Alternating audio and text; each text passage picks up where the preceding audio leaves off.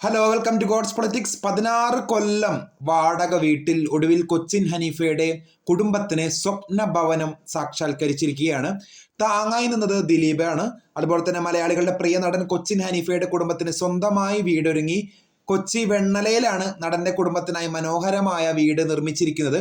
കൊച്ചി വെണ്ണല അംബേദ്കർ റോഡിലാണ് Cochin ഹനീഫാസ് AB Manzil Cochin ഹനീഫാസ് AB Manzil എന്ന് പേരിട്ടിരിക്കുന്ന ഈ വീട് സ്ഥിതി ചെയ്യുന്നത്. ആരുടെ മുന്നിലും ഒരു രൂപയ്ക്ക് വേണ്ടി പോലും കൈനീട്ടാൻ കൊച്ചിൻ ഹനീഫയുടെ കുടുംബം തയ്യാറായിരുന്നില്ല. ചില നിയമ തടസ്സങ്ങൾ ഉണ്ടായിരുന്നെങ്കിലും അവസാനം ഹനീഫയുടെ സ്വന്തം സമ്പാദ്യം കൊണ്ട് തന്നെ ആഗ്രഹിച്ചതുപോലെ വീട് പണിയാൻ സാധിച്ചിരിക്കുകയാണ് എന്ന് കുടുംബം പറയുന്നു. അപ്പൊ നമുക്കറിയാം കൊച്ചിൻ ഹനീഫയുടെ ആ ഒരു മരണവും അതുപോലെ തന്നെ തുടർന്ന് ആ ഒരു കുടുംബം എത്രത്തോളം സഫർ ചെയ്തിട്ടുണ്ടെന്ന്.